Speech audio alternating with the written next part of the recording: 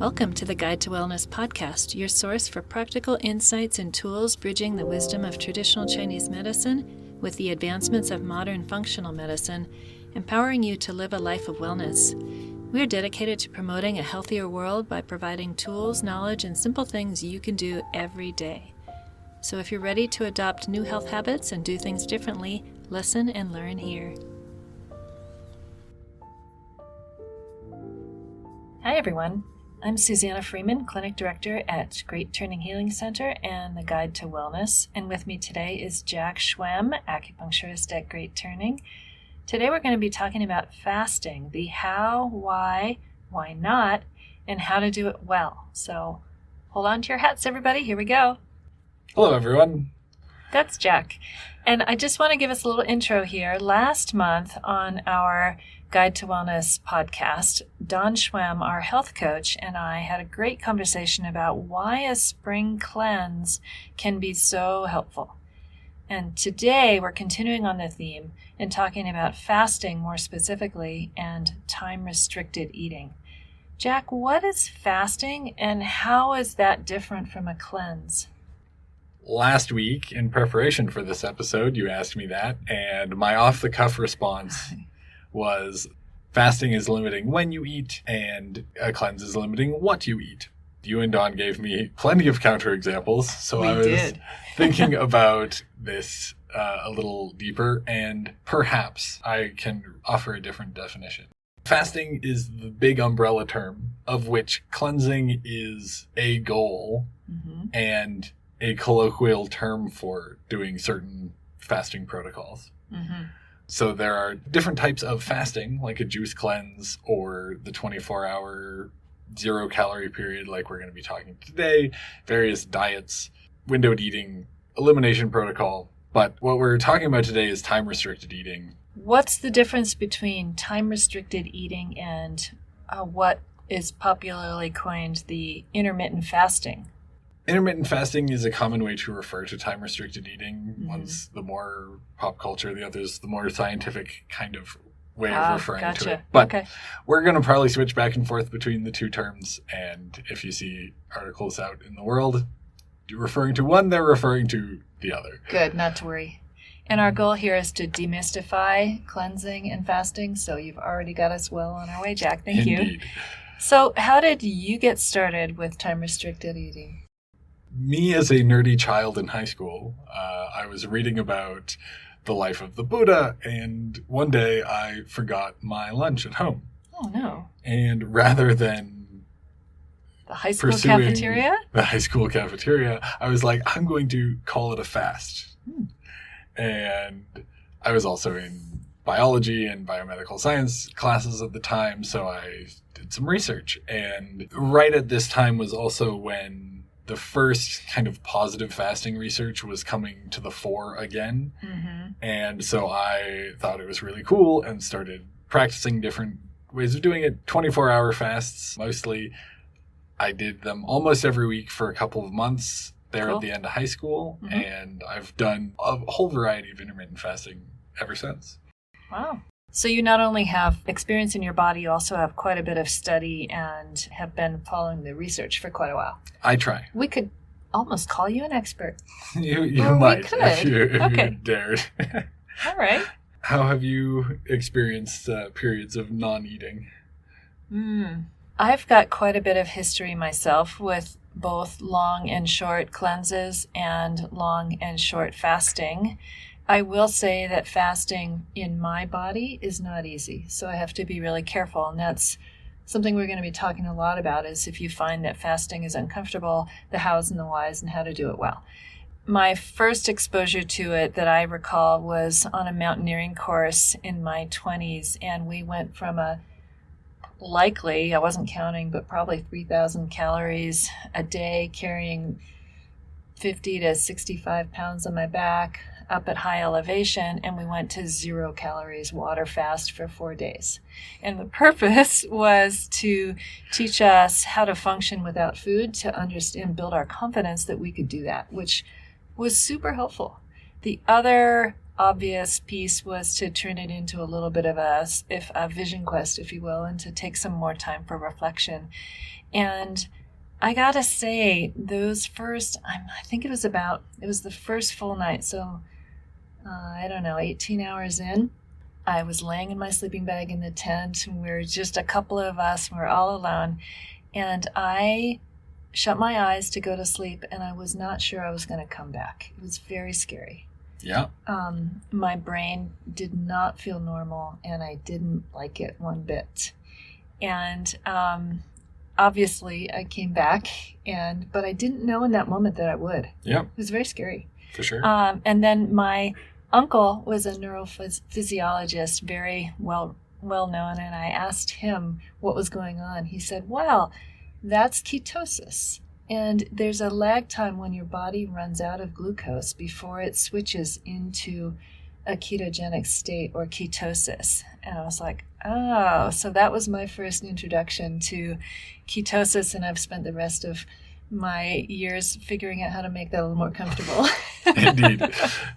That sounds like a serious challenge. Even with all my fasting experience, I tried to give myself a warm-up fast in the week before I start a new fasting routine. So we'll circle back to that when we get to advice on how to make a fast more manageable. But first, this so far doesn't sound very fun. Why would somebody want to start time-restricted eating in the first place? There's a variety of reasons why people choose time-restricted eating. Spiritual reasons, health reasons, aesthetic reasons. There's some interesting correlations between time-restricted eating and improving cognitive health span, preventing what are called the 4 horsemen of chronic disease, which are cancer, Alzheimer's, metabolic syndrome, and heart disease. And those were coined by Dr. Peter Attia, right? Indeed. Yeah.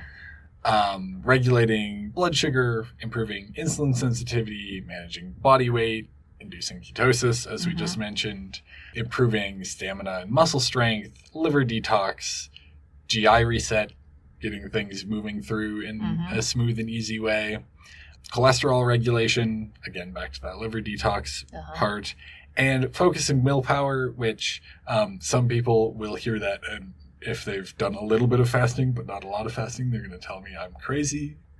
You can feel really scattered when you are not used to that state. But if you do it well enough, long enough, if you make the proper adjustments, it can be a really interesting cognitive state and empowering. Euphoric, right? Yeah, it can be euphoric. Okay, well, good. So there's some really good reasons to fast. Indeed. All right, let's keep going. So the research of the last decade, in the early 2010s, all the research was like, this is awesome for you, everybody should do it. Some of that luster has worn off. Not that people shouldn't do it. I'm very pro-fasting, but the long-term benefits have yet to be substantiated as well as some of the proponents were thinking it would be. There's definitely some interesting correlations, but long-term studies are hard to do. Yeah. You have problems with people sticking to the program and all the myriad variables that happen in a life. So we don't have super solid evidence for some of those longer claims, preventing chronic disease, improving cognitive health span. But there's some interesting correlations. We don't know exactly.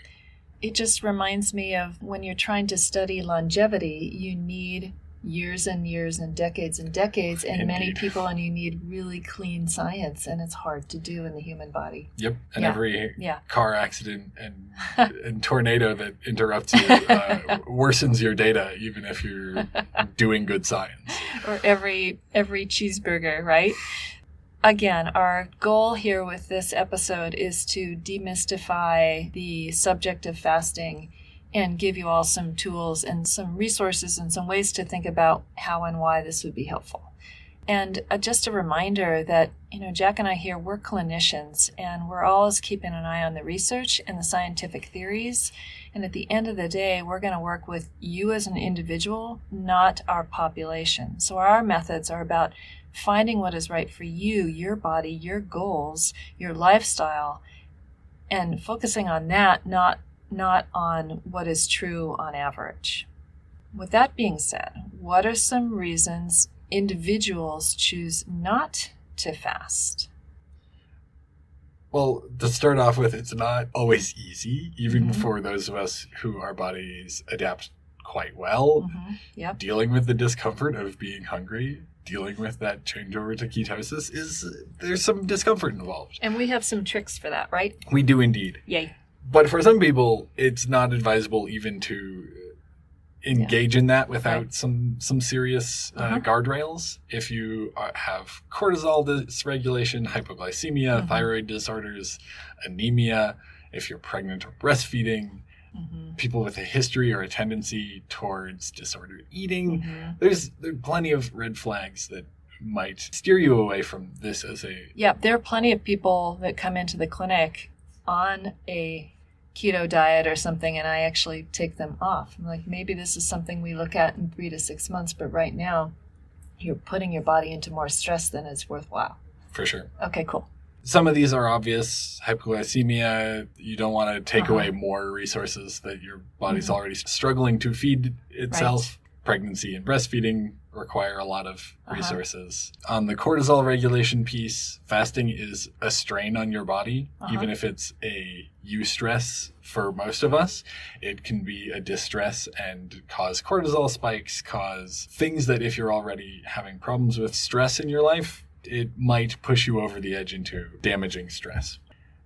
On the other hand, it can be that focusing, calming, euphoric that we talked about, which can trigger people's eating disorders or get people into a pattern of disordered eating. Because it feels good. It feels good. It feels great when you're doing it well and you're used to it. All of these things we can work around to some degree, but some people are going to have a harder time working around it. Some people are not going to get the benefit for all of the working around they have to do to make it worthwhile. The literature also indicates that female bodies, on average, have a somewhat harder time switching from glucose to ketosis. That doesn't mean women shouldn't be fasting, but it is worth making some modifications. And anyone, male or female, if you're having a hard time pushing through that hit the wall feeling, that I might not come back from this feeling, and bearing in mind that women might have a harder time doing that on average. Yeah. I appreciate you saying that, Jack. I know that when I learned that, it was a relief to be like, okay, give myself some grace here and let's do it in a way that works. For sure. Another thing to keep in mind for women is, how does your hormonal cycle affect your ability to fast, like you just said, and how in turn will fasting affect your hormonal cycle? And so there's lots of resources out there that we can use for this in our traditional Chinese medicine circle, our functional medicine circles, but also we like the work of Dr. Mindy Peltz. Her book is called Fast Like a Girl, and we'll often use that as a guide when we're working with women who specifically are trying to balance their cycles and using fasting that way. On another side, we've sort of touched on here, but I want to go into more detail. One thing we find over and over in clinic is that we need to support the liver. So here is my understanding of the biomedical liver's role in processing. When we're low blood sugar, the pancreas will release glucagon. This signals the liver to then metabolize glycogen and releases glucose into the bloodstream for us to use. And if we're stressed, like Jack was talking about earlier, this process is going to get amplified. So these are all chemicals in the body. Glucagon, cortisol, catecholamines, and even growth hormone will all get released when we're low blood sugar. Crazy. Excellent. We're getting into the biochem. We are. So how does all this relate to ketosis? All right, now we're into it. So when the liver runs low on glycogen, it will transition to the metabolic state known as ketosis. And this is what my uncle was teaching me about way back after that 4-day water fast. This is when the body is going to switch to burn fat stores instead of glucose. So all of you out there who are like, I could lose 5 to 10 pounds. So stay tuned. However, this is metabolically can be a little bit challenging. This process of producing ketones, which are associated with less hunger and a clear, focused mind, will cause this feeling of euphoria that Jack was talking about. But If the liver detox pathways are not working properly, we can get uncomfortable, we can get brain fog, headaches, more PMS, irritability and tension, irritable bowel syndrome, a whole bunch of other symptoms when the liver is not processing well. If our liver is overtaxed, this is one of the reasons why fasting can be uncomfortable at first, and why moving into ketosis will be something that you just don't want to do. Also, one of the reasons why fasting can be so beneficial. One of the metaphors that I've heard and I like is to think of the liver as a busy business. If you think of a coffee shop, when we're eating, the liver is in customer service mode. There are people walking through the door. The liver's staff is making drinks and chatting with customers. And when mail gets dropped off or a package arrives or other things happen that are kind of secondary priorities, it'll get thrown onto a desk in the back room to be handled later. If we never give our liver some slow hours to deal with the mail and other secondary priorities, the desk will overflow into the storage room and the back stock, and eventually it'll get in front of the customers and interrupt the making of coffee. So fasting is like giving your liver staff some paid time with the open sign off, so they prioritize and focus on all that stuff that gets shunted into the secondary priority list. I love it. That's awesome. So next time we go into a coffee shop, we'll have a whole different perspective. This is like a liver. Right. And just a reminder for you folks, we're talking about the biochemical liver, but I want to remind you that Jack and I are also talking about more of the functional medicine and traditional Chinese medicine description of the function of the liver. This is not a disease. It's a pattern. It can become a disease if you put it off. But this description that we're talking about now, the sluggish liver processing, that's more what we call in traditional Chinese medicine liver qi stagnation. Indeed. Yeah, it's the subclinical, non-pathological function of the liver. Does that help a little bit? Hope so. Now that we understand the liver a little bit better and the cautions, how do we fast well so that it's actually good for us and feels good? I think most importantly, for both the ease of fasting and the benefits, it matters what we are eating when we are eating, as much or more than what we do when we're not. I've definitely seen people in the intermittent fasting community who fall into the trap of thinking more about not eating than they do about eating. And even when this isn't verging on disordered eating, it looks like breaking fast with a bucket of Kentucky Fried Chicken and undoing more of the detox than you just gained from however long you've been fasting. Agreed. So what you're saying here, that was pretty funny. The quality of what you eat may be as important as the timing and the quantity. Definitely. Okay. I hope you all heard that. So in summary, we want to eat a high quality diet and eat till you're close to full. Do not overeat. This is the key. If you're restricting calories or when you eat, and you're eating junk food, cheeseburgers, and ice cream, or your unhealthy equivalent, whatever that is, you are not better off. Just to really tie that home, and this comes from my thoughts on this research that we've been going back and forth on, and mostly from my clinical experience over the last 30 years, a nice way to think about fasting is for a reset. Whether it's overnight, whether it's once a week, whether it's once a year, twice a year. Many of our patients talk about how they enjoy fruits and vegetables and naturally eat less after a short fast or a cleanse. It's clear that fasting brings down insulin and improves fat stores in the liver.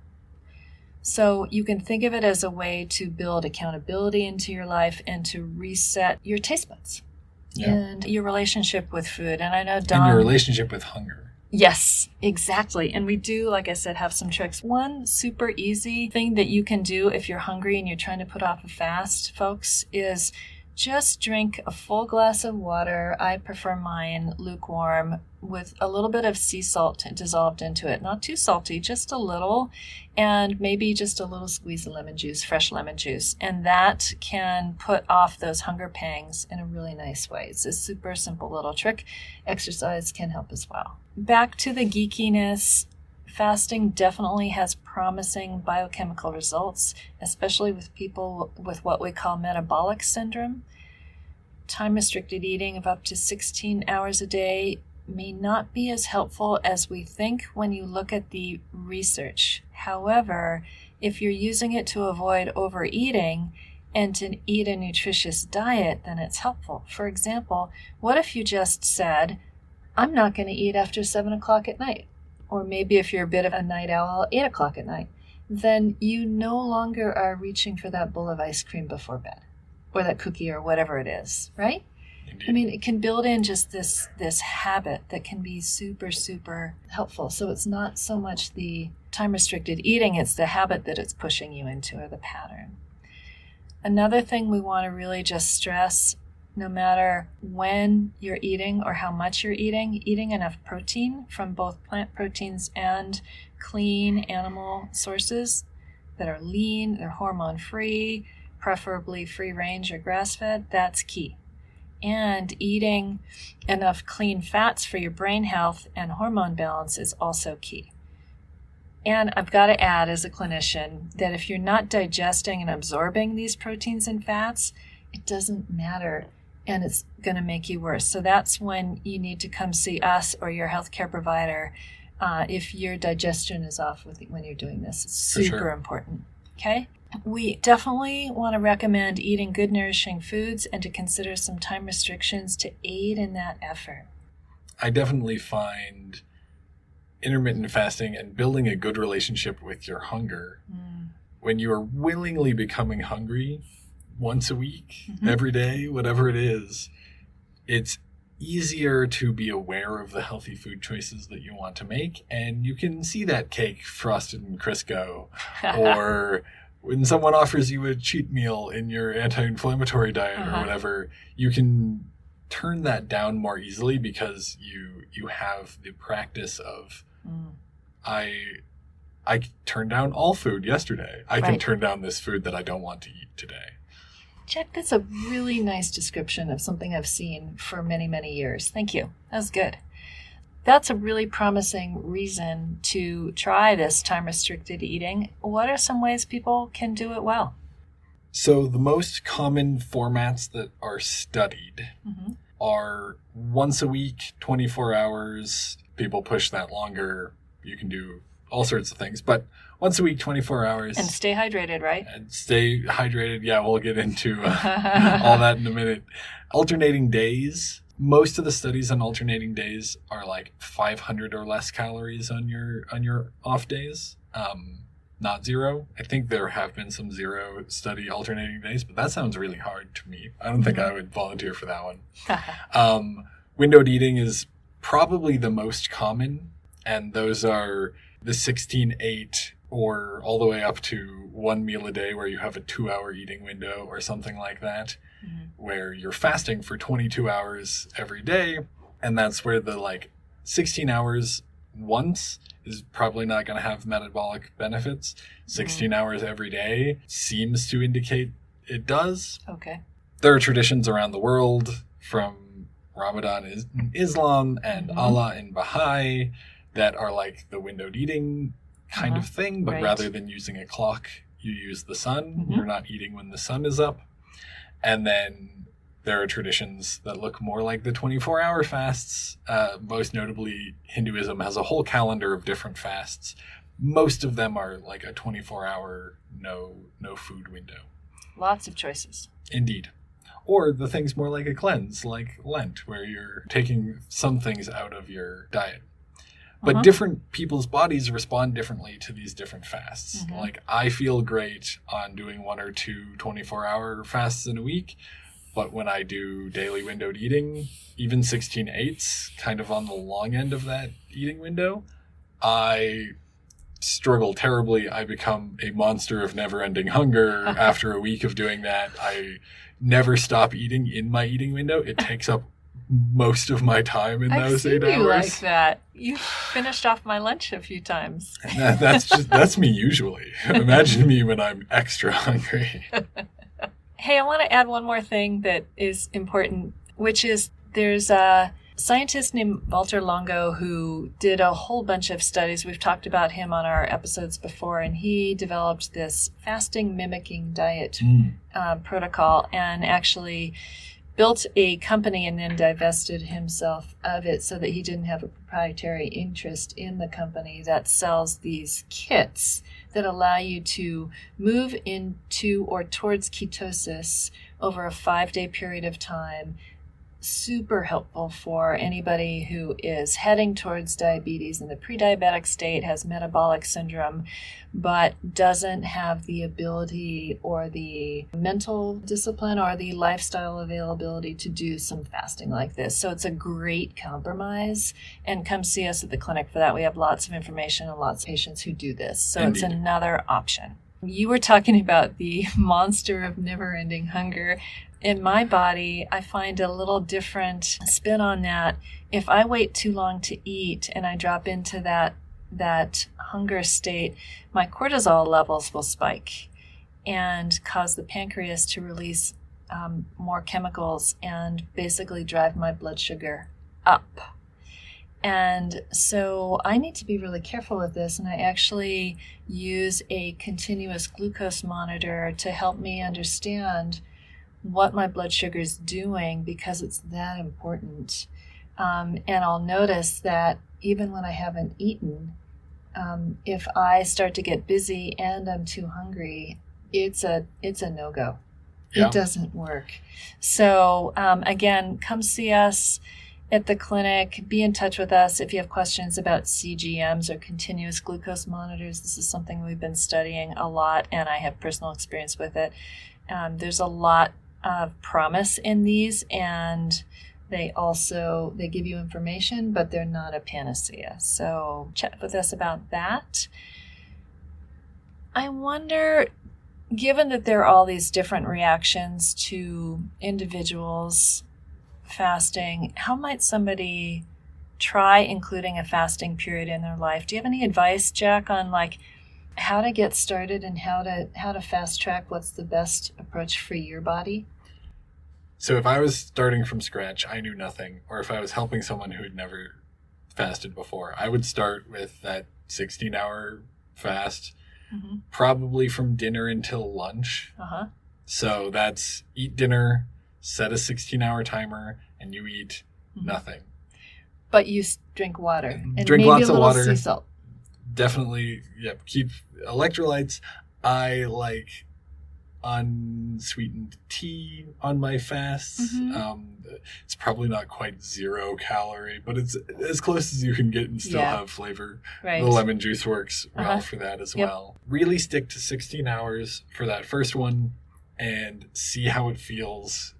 Question, could you start with, if you're starting at 8 or 10, could you maybe split the difference and start with 12 or 14 just to work into it? I would shoot for 16 as a warm-up.